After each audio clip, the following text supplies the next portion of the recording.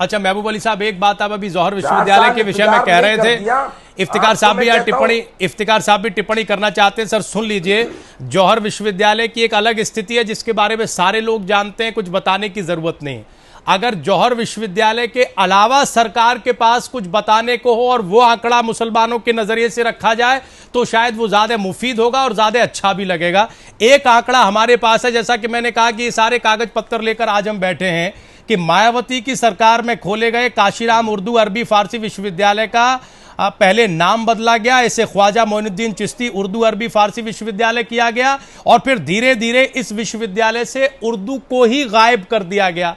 अब साहब जो तालीम को लेकर आपके दावे हैं और स्थिति यह है, तो फिर हम कैसे मान लें, क्या पूरी सरकार सिर्फ एक जौहर विश्वविद्यालय पर ही टिकी है कि एक विश्वविद्यालय बन गया, उसको बनने में भी 1 दशक से ज्यादा लग गया और सरकार अपनी पीठ थपथपा रही है? क्या मुसलमानों को सिर्फ इतना चाहिए शिक्षा और तालीम के नाम पर?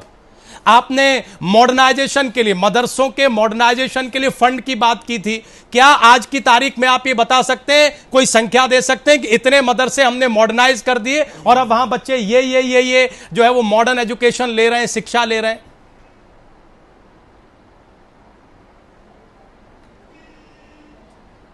देखिए, अच्छे क्वेश्चन आपने उठाए हैं। शिक्षा के क्षेत्र में आप बात कर रहे हैं। आप पिछले वक्त में, मैं खुद शिक्षा मंत्री रहा जब, उस वक्त के आंकड़े आप उठाइए। हिंदुस्तान की आजादी के बाद से, जब से प्रदेश संगठित एक गठन हुआ है प्रदेश का, उस वक्त से लेकर आज तक दिखाइए कितने ऐसे नाम हैं जिन्हें राष्ट्रपति पुरस्कार या राज्य पुरस्कार मिले हैं। और मेरे वक्त का महबूब अली साहब, हमें लग रहा है कि सर अगर 4 लोगों को राष्ट्रपति पुरस्कार मिल गया तो इससे मुस्लिम तबके का भला हो गया क्या? पुरस्कार मिला। सवाल ये कहीं लोग नहीं, आप मेरी नहीं, महबूब अली साहब हम समझना ये चाह रहे हैं, पूरा पैनल। आप पहले पूरी मेरी बात क्यों नहीं सुनते? नहीं कहिए, आप कहिए। नहीं 1 मिनट से, हाँ पहले मेरी बात सुनिए आप। बोलिए सर, बोलिए। अब जहां तक है शिक्षा परिषद में हमने उस पैनल में आज तक कोई मुस्लिम नहीं रहा। आप देखिए 3 आदमी शिक्षा पैनल में, माध्यमिक शिक्षा परिषद जो गठन है पूरे प्रदेश का बोर्ड है, जो दुनिया का सबसे बड़ा बोर्ड है, उस बोर्ड में मुसलमान पहली बार हमने भेजा है। 3 मुसलमान हैं उसमें, देखिए आप उसे। ये ऐसा नहीं है, हम बुनियादी तौर पर शिक्षा के क्षेत्र में काम हम कर रहे हैं। ठीक। और ऐसा नहीं सर, अब देखिए, हम इससे पहले कि यहाँ पैनल पर जाएं, इफ्तिकार साहब, और आप इंतजार जब हमने पूछा कि मुसलमानों के लिए क्या, बस अब महबूब साहब अब पैनल पर आ जाएं सर, आपका जवाब पूरा हो गया हो तो पैनल पर आ जाएं। वही हो, वो कराना चाहते हैं हमसे, वो हम अब जरा पैनल पे सवाल ले लें। मंत्री जी ये कह रहे हैं इफ्तिकार साहब कि हमने 11 मंत्री बना दिए, हमने इतने लोगों को टिकट दे दी, हमने ये माध्यमिक शिक्षा परिषद में इतने लोग रख दिए, एजुकेशन के नाम पर जौहर विश्वविद्यालय। क्या यही चुनौती है मुस्लिम तबके के सामने? और अगर ये चुनौती नहीं है तो ये उदाहरण पेश करके क्या समाजवादी पार्टी की संवेदनशील सरकार मुस्लिम मसाइलों को हल कर पाएगी? हमें तो लग रहा है कि कहीं समझ में भी वो गंभीरता नहीं है, जिस तरह की आंकड़े और जिस तरह की चीजें रखी जा रही हैं। इफ्तिकार साहब, देखिए, कांग्रेस भी यही काम करती रही है। कांग्रेस ने 6 चीफ मिनिस्टर बनाए मुसलमान। जब आंकड़ों की बात होती है, ऐसे आंकड़े बहुत दिए जा सकते हैं। चीफ जस्टिस बनाए, प्रेसिडेंट्स बनाए, वाइस प्रेसिडेंट्स बनाए, यूजीसी के चेयरमैन बनाए, कितनी कॉर्पोरेशंस के चेयरमैन बनाए और बहुत सारी ऑर्गेनाइजेशंस के मेंबर्स बनाए। ये सब काम सिंबॉलिक हैं, ये अलामती काम है। आपने लोगों को बना दिया, आप ग्राउंड पर हिंदुस्तान के मुसलमान को क्या दे पाए? सच्चर कमेटी, जिसने ये साबित कर दिया कि हिंदुस्तान के अंदर सबसे ज्यादा जो लोग इक्तिसादी तौर पर, तालीमी तौर पर, समाजी तौर पर सबसे ज्यादा पिछड़े हुए हैं, उनसे ज्यादा पिछड़ गया है मुसलमान। यानी 60 साल की ये करिश्माई खिदमत है जो कि कांग्रेस ने मुसलमानों के साथ ली थी। आज आप सुन लीजिए बात, आप मेरी बात सुन लीजिए, अब आप मेरी बात सुन लीजिए, मैं आपकी बात सुन रहा था। दूसरी बात, आपने फरमाया मैं 2-3 चीजों पर प्रोटेस्ट करना चाहता हूं। ये कौन सी जुबान है? क्या हिंदुस्तान का मुसलमान बराबर का शहरी नहीं है कि जब किसी मुसलमान अफसर की तरक्की होती है तो यह कहा जाता है कि हमने मुसलमान को डीजीपी बना दिया? अगर जावेद साहब जो हैं वो director general of police Uttar Pradesh के बने तो कोई भीख नहीं दे दिया आपने उनको, आपने उन पर कोई एहसान नहीं कर दिया। मुसलमान नहीं बनता है डीजीपी, मुसलमान नहीं बनता है चीफ सेक्रेटरी। चीफ सेक्रेटरी बनता है एक अच्छा अफसर जिसकी कारकर्दगी होती है, जिसके अंदर अहलियत होती है, जिसके अंदर सलाहियत होती है, जिसके बारे में चीफ मिनिस्टर की ये राय होती है, उसकी कोर टीम की ये राय होती है कि ये वो शख्स है जो एडमिनिस्ट्रेशन को ढंग से चला सकता है। लिहाजा ये बातें करनी बंद करिए कि हमने चीफ सेक्रेटरी मुसलमान बना दिया। अरे कौन होते हैं आप बनाने वाले मुसलमान को चीफ जस्टिस? चीफ सेक्रेटरी है वो जो है, ये इस पर मैंने प्रोटेस्ट आपसे जो है रजिस्टर करना चाहता हूं। दूसरी बात ये, आप मुसलमानों के रिप्रेजेंटेशन की बात कर रहे हैं और आप कह रहे हैं देखिए मेरे बेटे को उन्होंने एमएलसी बना दिया। शर्म आनी चाहिए। ये कौन सा रिप्रेजेंटेशन है भाई? आप अगर देख लीजिए तो मुसलमान जो एमएलएस बने हुए हैं उनकी ज्यादातर तादाद वो है जो अपने बेटों के लिए या अपनी बेटियों के लिए या अपने पोते और नवासों के लिए जद्दोजहद कर रहे हैं। बात तो मुसलमानों की करते हैं, मुसलमानों का रिप्रेजेंटेशन नहीं। तीसरी बात, आपने कहा 11 मिनिस्टर बना दिए। ये मिनिस्टर नहीं बनाए, ये कुछ लोगों को ऑब्लाइज कर दिया कि भैया खाओ पियो मस्त रहो और हमारी जो है गाते रहो। जहां तक मुसलमानों का ताल्लुक है, जहां तक जमीन पर काम करने का ताल्लुक है, कितना काम है। एक एमएलए मुसलमान को क्या काम करता है भाई? थाने से छुड़वा दिया भाई, तहसील साथ चला गया भाई, किसी इस तरह के काम। भाई मैं जो बात बुनियादी है, तालीम में आपने कितने स्कूल बनाए, कितने मुस्लिम अजला के अंदर आपने कोई फैक्ट्री बनाई, आपने जो मुसलमान बुनकर हैं, मुसलमान कारपेट बनाते हैं, मुसलमान चूड़ियां बनाते हैं, मुसलमान शीशे का काम करते हैं। मुरादाबाद की आप बार बार मिसाल दे रहे हैं, मुरादाबाद के अंदर मुसलमानों की सनत का बेड़ा गर्क कर दिया आपने। वहां पर जो है पीतल नगरी कहलाती थी, आज उस पीतल नगरी का मुसलमान वहां का जो बेचारा कारीगर है वो उसका क्या हाल है, उसके घरों में फाके हैं। यानी ये काम करने तक आपने इन इलाकों में क्या काम किया मुझे बताइए। आप कानपुर के अंदर चमड़े की सनत है, आप बताइए क्या किया आपने मुसलमानों के लिए। इसके अलावा आप मुझे बताइए कि जो मुसलमानों की बुनियादी इख्तिसादी सूरत हाल है उसमें आपने क्या किया। आपने कहा नगमा ने टॉप कर लिया। अरे भैया कमाल की बात करते हैं आप, पढ़े लिखे आदमी है, मंत्री हैं आप कह रहे हैं नगमा ने टॉप किया।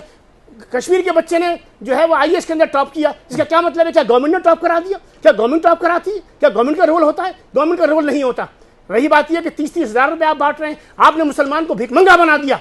आप उसको पैसे बांट रहे हैं, नहीं पैसे ले 30,000 रुपए और चुप हो जाओ। अरे भाई ये कोई तरीका है तालीम का? आप टीचर दीजिए, आप जो इदारे दीजिए जो आप नहीं देते। हम मुसलमान को यूनिवर्सिटी नहीं चाहिए, यूनिवर्सिटियां बहुत बनी हुई हैं। मुसलमानों को प्राइमरी स्कूल चाहिए। मैं आपको संभल की मिसाल देता हूं, आपने मुरादाबाद की बात की है। संभल के अंदर मुस्लिम बस्तियों के अंदर जो गवर्नमेंट स्कूल चला करते थे वो बंद हो चुके हैं। वहां पर छोटे छोटे घरों के अंदर जो है वो स्कूल चल रहे हैं जहां पे टीचर को 700-800 रुपए तनख्वाह दी जाती है और मुसलमान बच्चों से 10-10 रुपए फीस लेकर उनको पढ़ाने का काम किया जा रहा है। ये वो संभल है जहां से मुलायम सिंह यादव रह चुके हैं, ये वो संभल है जहां से राम गोपाल यादव रह चुके हैं, ये वो संभल है जहां से बार बार आपको यादवों को जो है ये मौका दिया जा चुका है। हकीकत ये है कि मुसलमान मंत्री की, मुसलमान एमएलए की कोई हैसियत नहीं है। आप सब के सब जो हैं वो खड़े में हैं यादवों की कोठियों के बाहर और जो ताकत है वो यादवों के पास है। 18% मुसलमान बेदस्तोपा है, बेबस है और 8% यादव पूरी तरीके से हावी है। तमाम का तमाम जो उत्तर प्रदेश है वो यादवों की झोली में जा चुका है, मुसलमानों के हाथों में नहीं है। सर, आपकी बात से एक सवाल नहीं है, आपके अंदर वो ताकत नहीं है, जबकि ताकत है आपके हाथ में, लेकिन आप उस ताकत के काबिल नहीं है कि आप अपनी ताकत से जो है अपनी चीजों को मनवा सकें। अभी राज्यसभा के अंदर देख लीजिए आप, राज्यसभा के अंदर आप कह रहे हैं सिर्फ जो है वो मुसलमानों को राज्यसभा में छापा लाई है। अरे छापा तो जुमे 8 दिन की है। कांग्रेस कितनी मरतबा मुसलमानों को राज्यसभा के अंदर लाती रही है, सबसे ज्यादा मेंबर कांग्रेस के रहे हैं। ये अलामती चीजें, ये रिकॉर्ड बिल्कुल मुख्तलिफ हैं और हिंदुस्तान के मुसलमान की पोजीशन और उत्तर प्रदेश के मुसलमान की पोजीशन दोनों चीजें बिल्कुल अलग हैं। आंकड़े अलग हैं, हकाइक अलग हैं। अब हकाइक की सियासत होगी और हकाइक की सियासत मुसलमान समझने लगा है। मुसलमानों में तालीम आ रही है, मुसलमानों में बेदारी आ रही है, मुसलमानों की बेवकूफ़ी जिसका शकील साहब जिक्र कर रहे थे वो ज़माना खत्म हुआ। और आखिरी बात मैं ये कहना चाहता हूँ आपके इस सेशन के अंदर कि देखिए वक्त बदल रहा है। हिंदुस्तान के मुसलमानों ने जिनसे आप डराया करते थे भारतीय जनता पार्टी और जनसंघ, अब हिंदुस्तान के मुसलमानों के अंदर उसको लेकर सोच शुरू हो चुकी है। इनडायरेक्टली मुसलमान बीजेपी को वोट दे रहा है। चंद्रबाबू नायडू को उसने वोट दिया, शरद यादव को उसने वोट दिया, करुणानिधि को उसने वोट दिया, ममता बनर्जी को उसने वोट दिया और कितनी पार्टीज हैं, बिजू जनता दल को उसने वोट दिया। कितनी पार्टीज के अंदर मुसलमान अब बीजेपी को इनडायरेक्टली वोट दे रहा है। और अब कोई वक्त नहीं मालूम जब आप वही सब कर रहे हैं जिसका आप उन पर इल्जाम लगाते हैं तो भाई उनमें क्या बुराई है, मुझे ये बता तो दीजिए ना। इदारे आपके जमाने में भी चलते हैं, इदारे उनके जमाने में भी चल रहे हैं। हज कमेटी उनके जमाने में भी चल रही थी, हज कमेटी आज भी चल रही है। अक़लियती कमीशन जब भी चल रहा था, अक़लियती कमीशन आज भी चल रहा है। तमाम मुस्लिम इदारे जो हैं, माइनॉरिटी मिनिस्ट्री कल भी चल रही थी कांग्रेस के दौर में, आज भी चल रही है। शर्म की बात है कि मौलाना अबुल कलाम आजाद कि नवासी उनकी जो है उसने भी कांग्रेस को छोड़ दिया, वो भी भारतीय जनता पार्टी के अंदर चली गई। ये शिकस्त है उस तमाम सेकुलरिज्म की, ये शिकस्त है उस तमाम सेकुलर सियासत की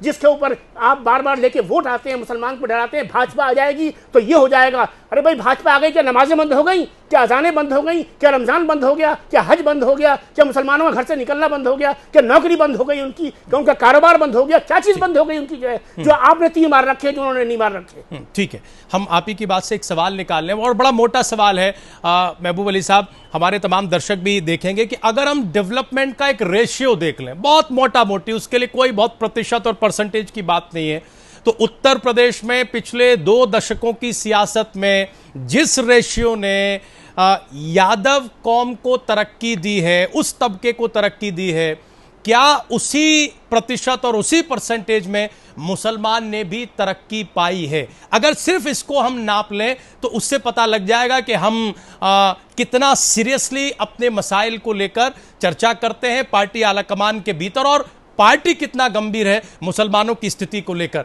हम दरअसल चूंकि हमने जैसे शुरुआत में कहा था कि पूरे उत्तर प्रदेश में अलग अलग जगह से रिएक्शन आए हैं और चर्चा लंबी हो रही है, हम ब्रेक भी नहीं ले पा रहे हैं। यहां पर रामपुर, गाजियाबाद, लोनी हम अपने दर्शकों को बता दें, महबूब अली साहब आपको भी बता दें कि पहले हमने फैजाबाद, मऊ, महोबा और उन्नाव के रिएक्शन अपने दर्शकों के सामने रखे थे। अब ये देखिए कि रामपुर, गाजियाबाद, लोनी, संभल और मुजफ्फरनगर के मुसलमानों की राय क्या है, वो क्या सोचते हैं सरकार और पार्टी के कामकाज को लेकर, जरा ये सुनिए, फिर इस डिस्कशन को आगे बढ़ाएंगे। देखिए एक बार।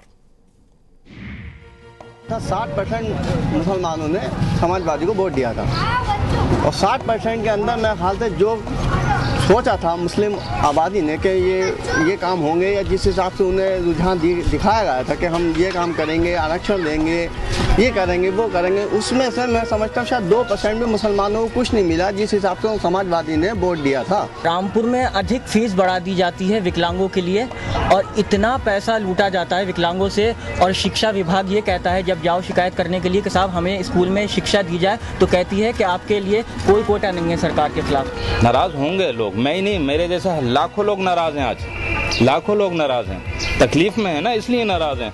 खुशी की बात तो कोई अभी तक सुनने को आई नहीं। हम समाजवादी पार्टी को वोट नहीं देंगे, हम मर सकते हैं, वोट नहीं दे सकते हम। क्यों कि हमारी बहन बेटी जाकर देखो, हमारे प्लाट तोड़ दिएगा, हमने किस मुसीबत से प्लाट बनाए डूंगरपुर के अंदर। तो ये कहा गया था कि भाई हम तुम्हें कारोबार देंगे, मकान देंगे, कोई हर बात की मतलब ये किसी बात की परेशानी नहीं होगी। उसके बाद में हमने ये देखते चला रहे हैं अब तक, ना तो हमारे पास कारोबार है ना कोई है, और जो हमारे मकान बने हुए थे वो भी उन्होंने ढा दिए सब। प्रदेश के अंदर मुसलमानों की हालत बहुत ज़्यादा बदतर है और मुसलमान हर जगह परेशान है, हर जगह दबा जा रहा है, कुचला जा रहा है और उत्तर प्रदेश के अंदर मुसलमान जो है कारोबार से बहुत परेशान है।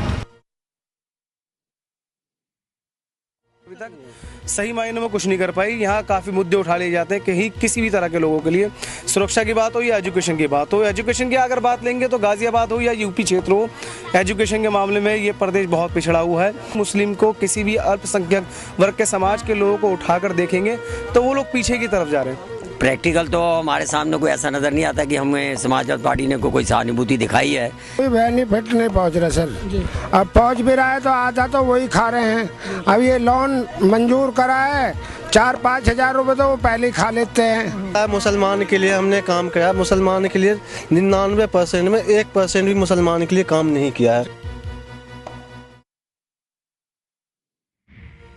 ना कुछ नहीं मिला जी, ना नौकरी मिली, ना कुछ मिली बच्चों को, अपना लीला रोजगार कर रहे हैं, रोटी कर रहे हैं, खा रहे हैं। मुसलमान हमेशा कटते आए हैं, मरते आए हैं, लेकिन सरकार ने कभी मुसलमानों पे कोई गौर नहीं करी। पार्टी से जितना गुस्सा जाहिर किया जाए उतना कम है, क्योंकि गांव से लेकर शहर तक और प्रदेश स्तर तक जितनी हत्याएं हुई हैं वो कम है। समाजवादी पार्टी ने जैसे कि लोगों को उम्मीद थी, जैसे मुस्लिमों ने, स्पेशली मुस्लिमों ने समर्थन देकर उनको 204 सीटों तक पहुंचाया था, लेकिन उसके बाद मुस्लिमों के साथ एक तरीके से धोखा किया है।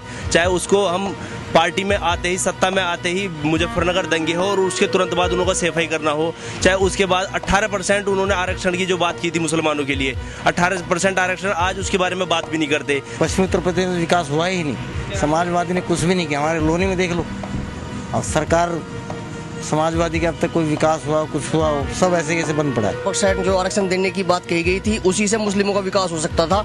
राज्य मंत्री बना देने से विकास नहीं होता है कि मुस्लिम चेहरों को आप राज्य मंत्री बना देंगे और वो आपको वोट मिल जाएगी, तो ऐसा बिल्कुल भी नहीं होगा। समाजवादी पार्टी से बहुत तेजी से जिस तरह से जुड़ा था, इस तरह से अब कुछ नीतियाँ और कुछ जो कार्यकर्ता हैं उनके जो व्यवहार हैं पब्लिक के बीच में वो बड़े गलत हैं। इसी वजह से पब्लिक आज जो है वो नाराज है। जो है अब हर बात को जो समझ गया और होशियार हो गया है और वो अपने भविष्य या अपने मुस्तकबिल के बारे में अच्छी तरह जानता है। समाजवादी पार्टी से मुसलमान हट रहा है क्योंकि मुसलमान की कोई भी नुमाइंदगी करने के लिए तैयार नहीं है। सरकार तो जी नाराजगी तो हमें बहुत ज्यादा है, पर करा क्या, और नाराजगी भी कुछ नहीं जी, खंबे लगा दिए, बिजली अब तक इनमें छूटी नहीं। न मकान बने, अच्छा जी एक कोठा बना रखा रहने के लिए, और परेशानी सबके सामने यही मतलब है, पानी भरा रहे, यहाँ से निकलने के भी रास्ते नहीं होंगे। सरकार के हमारे पास आते हैं, मुआयना करके चले जाते हैं, विश्वासन दे के चले जाते हैं, कोई काम यहाँ पर जो है नहीं हो रहे है। गरीब जनता बिलबिला जिस तरह पहले रही थी इस तरह बिलबिला रही है। इससे अच्छा तो हमारा मरना ही अच्छा है इस जीवन से। तो जो है मकान भी हमारे अधूरे रह गए हैं और रास्ता जो है बिल्कुल खराब है, चलने फिरने में काफी परेशानी आती है। यहाँ से कोई भी ऐसा आवे वो देख के चले जा, कोई हमारी बात मानता नहीं है। अच्छा जी आवे आप रास्ता देखें फिर चले जा, न कोई पानी का करता, न कोई बिजली करता, न कोई सड़क बांधता। हमारी खारे जी फुगाने अपने गाँव में थे, सबसे अच्छे थे, वो अपने बच्चे को भी पढ़ाए थे, बड़े छोटे सब पढ़े थे जी, अपना काम रोजगार लगा था बढ़िया वाला। और जी यहाँ से जो अपना मुर्दा कोई गुजर जा, यहाँ कब्रिस्तान नहीं मिलेगी। तो ये जो प्रतिक्रियाएं हम आपको सुनवा रहे थे, ये जो रिएक्शन आए थे, ये रामपुर, बिजनौर, गाजियाबाद, लोनी, संभल और मुजफ्फरनगर के इलाके से थे। हम आगे जो आपको दो रिएक्शन सुनवाएंगे उनका बड़ा ज्यादा महत्व है। दरअसल सहारनपुर के देवबंद के इलाके से कुछ प्रतिक्रियाएं हमें मिली हैं और उत्तर प्रदेश की राजधानी लखनऊ से हमें जो रिएक्शन मिले हैं वो समाजवादी पार्टी के लिए निश्चित तौर पर, सरकार के लिए निश्चित तौर पर चौंकाने वाले हैं। और जैसा पैनल में निकल कर आ रहा है, कम से कम एक अलार्मिंग स्थिति है, संभलना चाहिए सरकार और पार्टी को, हम तो सिर्फ इतना कहेंगे।